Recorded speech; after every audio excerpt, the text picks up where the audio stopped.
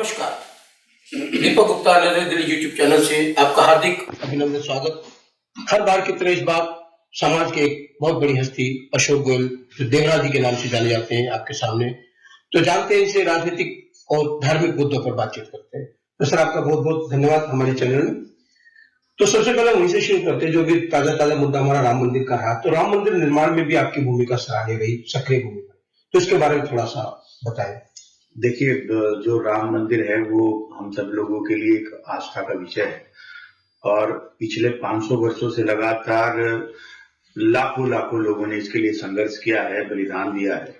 और आज जब राम मंदिर बन गया है तो ये मैं मानता हूं कि ये हम सब लोगों के लिए बड़े हर्ष और गौरव की बात है कि हमारे जीवन काल में ये क्षण आया। और मैं हमारे यशस्वी प्रधानमंत्री नरेंद्र मोदी जी का भी बहुत ही हृदय से आभार व्यक्त करता हूं कि उनके प्रधानमंत्री जी उनके नेतृत्व, उनकी शैली में ये सब निर्णय हुए और जिस गति से मंदिर का निर्माण हुआ, ये निश्चित रूप से एक असंभव काम था, लेकिन ये संभव हो पाया और ये हम सब लोगों के लिए बड़े हर्ष और बड़े गौरव की बात है।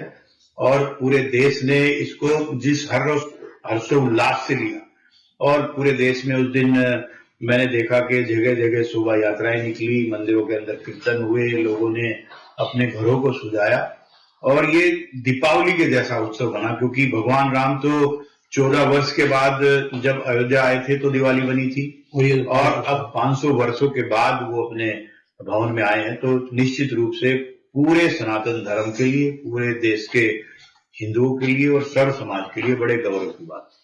तो इसमें देखिए राजनीतिक रूप से आप बहुत सालों से इस चीज के साथ जुड़े रहे, भाजपा के साथ भी जुड़े रहे, तो आपने भाजपा में विभिन्न पदों पर आपने काम किया और आज एक मुख्य भूमिका में भी आप रहते, तो आपको ये जो सफर है कैसा रहा, किस तरह से आपने इसको देखते? देखिए, भारतीय जनता पार्टी में जो सबसे महत्वपूर्ण दायित्व है वो एक कार्यकर्ता का दायित्व होता है और हम सब लोग किसी भी दायित्व पे आते रहे, लेकिन अंत में जो सबसे सेटिस्फैक्शन देता है वो एक कार्यकर्ता का जो दायित्व है वो हम सब लोगों को संतुष्टि देता है। पार्टी अलग अलग समय पर अलग अलग जिम्मेवारी देती है, जो भी योग्य समझती है उसके हिसाब से पार्टी कार्य देती है और ये हम सब मिलकर उस काम को पूरा करते हैं। और मैं इसको कोई बड़ी बात ये नहीं मानता हूं कि पार्टी ने आपको क्या दिया, लेकिन आपको जो पार्टी ने दिया उसको आप कितनी गंभीरता से कर रहे हैं वो महत्वपूर्ण है। और हमने यही सीखा कि जो पार्टी काम दे उसको गंभीरता से करना, जो लक्ष्य आपको दिया उसको अचीव करना है।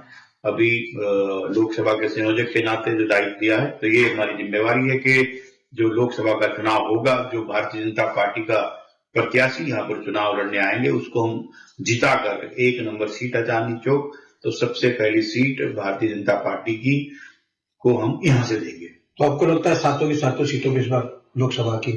निश्चित रूप से जिस तरह से पिछले 10 वर्षों में नरेंद्र मोदी की सरकार ने काम किया है और आज दिल्ली नहीं पूरे देश की जनता मोदी जी के साथ है।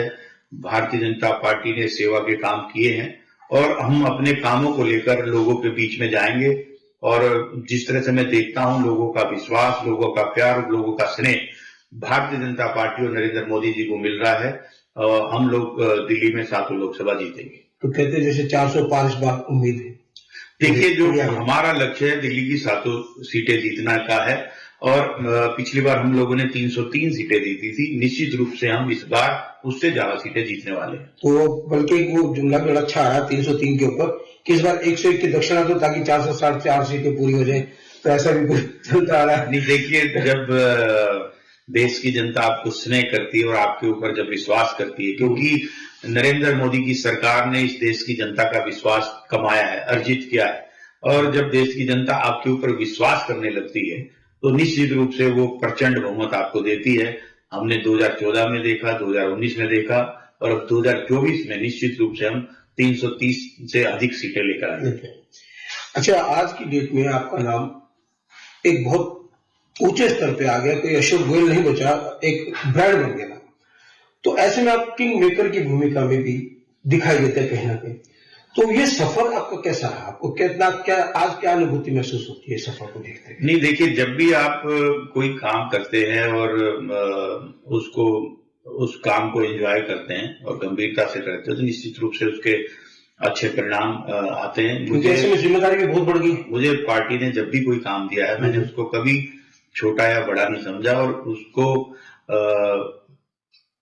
उनको एंजॉय करके मैंने वो काम किया और गंभीरता से किया है। और ये जो शब्द हैं किंग मेकर या ये शब्द कभी इंटरेस्टिंग मुझे नहीं लगते। मुझे सिर्फ ये इंटरेस्टिंग लगता है कि जो काम आपको मिला है उसको करेंगे आप, और पार्टी आपको उसके लिए समय समय पर रिवार्ड भी करती रहती है, आपको कुछ ना कुछ देती रहती है। और जब हम कुछ काम करते हैं तो निश्चित रूप से आत्म संतुष्टि मिलती है। जो लक्ष्य हमें मिलता है उसको जब पूरा करते हैं तो निश्चित रूप से संतुष्टि मिलती है, और यही काम हम लोगों को का है और हम कार्यकर्ता के रूप में काम करते रहे। अच्छा, जैसे भी आपके पास इतनी बड़ी भूमिका है दिल्ली प्रदेश के अंदर, तो राष्ट्र में भी आपका एक अच्छा खासा दायित्व रहता है, तो दिल्ली में केजरीवाल सरकार इतने टाइम से भ्रष्टाचारों के ऊपर कई सारी चीजें इनके ऊपर आई, और शराब घोटाला कांड ले ले या मोहल्ला क्लिनिक ले ले, तो उसमें आपका जो प्रदेश है वो क्या एक्शन लेने के मूड में है और क्या करने की तैयारी है? नहीं, देखिए, जो दिल्ली के अंदर जो दिल्ली के कट्टर बेईमान मुख्यमंत्री है केजरीवाल जी, ये आज से करीब 9.5 साल पहले एक ईमानदारी का चोला पहनकर दिल्ली में आए। दिल्ली के भोले वाले लोगों को इन्होंने बेवकूफ बनाया, लेकिन पिछले 9.5 वर्षों में दिल्ली के लोगों ने देखा कि इन्होंने दिल्ली के लोगों की गाड़ी कमाई को लूटा और उनको ठगा है। और ये सिर्फ 2 घोटाले नहीं, शराब घोटाला और मोहल्ला क्लिनिक घोटाला नहीं, डीटीसी के बस का घोटाला, जल बोर्ड का घोटाला, टैंकर का घोटाला, शीश महल का घोटाला, अनेकों घोटालों को इन्होंने अंजाम दिया है। और आज इनके जो 2 कट्टर बेईमान मंत्री रहे, उप मुख्यमंत्री रहे मनीष सिसोदिया और सत्येंद्र जैन, वो जेल में हैं, कोई 2 साल से 1 साल से। इनके जो कट्टर बेईमान सांसद जो अभी राज्यसभा में फिर उनको सांसद इन्होंने बनाया है, क्योंकि चोली दामन का साथ है, अगर नहीं बनाते तो उनको वो राज खोल देते। संजय सिंह भी जेल में है। और जिस तरह से दिल्ली के मुख्यमंत्री अभी इन घोटालों के बाद जांच एजेंसियों से बचने की कोशिश कर रहे हैं, बच नहीं पाएंगे, क्योंकि अल्टीमेटली अगर आपने कोई पाप नहीं किया तो आप डर क्यों रहे हैं? आप जांच एजेंसियों के सामने जा क्यों नहीं रहे? आप अपने आप को संविधान कैसे मान रहे हैं? कहते हैं कि नोटिस गलत है। अगर गलत है तो कोर्ट किस लिए है?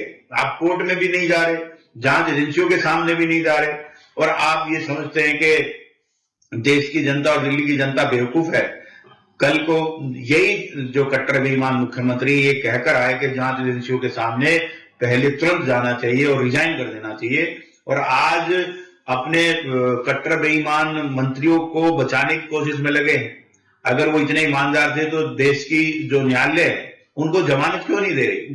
न्यायालय बता रही है कि भाई इसके अंदर ट्रेल है, इनका संलिप्तता नजर आ रही है, संदिग्ध है भूमिका, इसलिए उनको जमानत नहीं मिल रही है। तो कुल मिलाकर वो दिल्ली की जनता के सामने पूरी तरह से एक्सपोज हो गए हैं, और आने वाले दिनों में जांच एजेंसियों का सामना करना पड़ेगा, और जो दुष्कर्म और जो पाप उन्होंने किए उसकी सजा तो भुगतनी पड़ेगी। तो आपको क्या लगता है ये लोकसभा चुनाव से पहले इनकी गिरफ्तारी हो सकती है?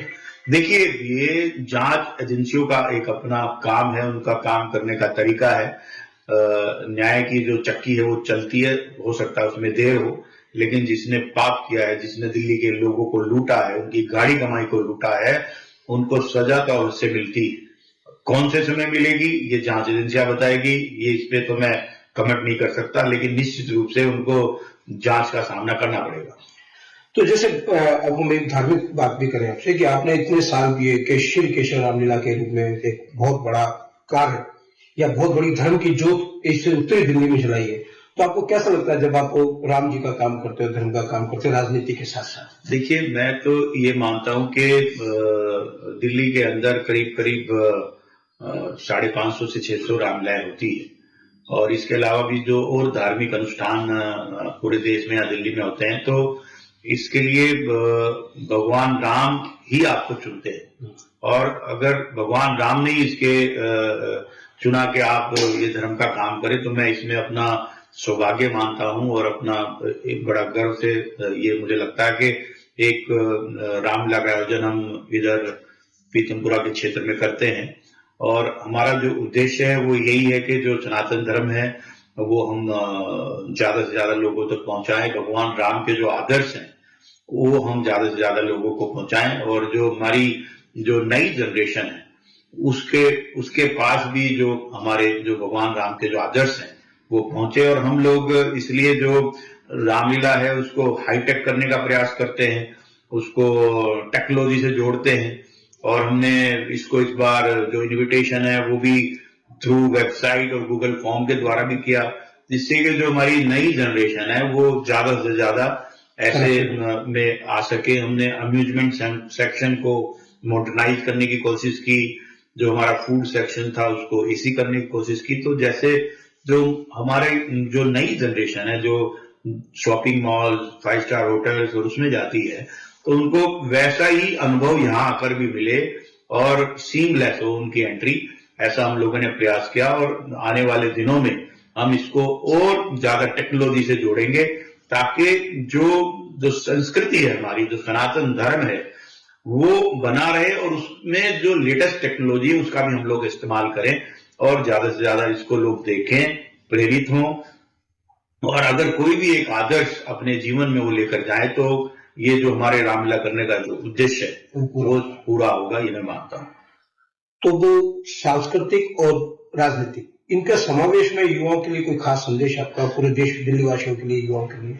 देखिए, आपका जो धर्म है वो आपके कर्म में नजर आना चाहिए, क्योंकि अगर आप धर्म से नहीं चलेंगे तो आपका कर्म अच्छा नहीं होगा।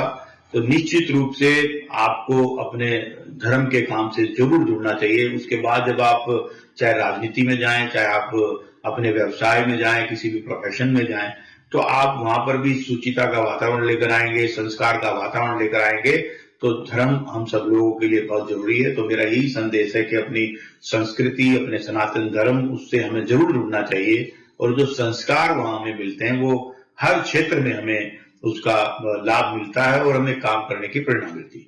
बहुत बहुत धन्यवाद आपका। नमस्कार। और इस तरह के चैनल देखते रहें, सब्सक्राइब करें, लाइक करें, शेयर करें। धन्यवाद।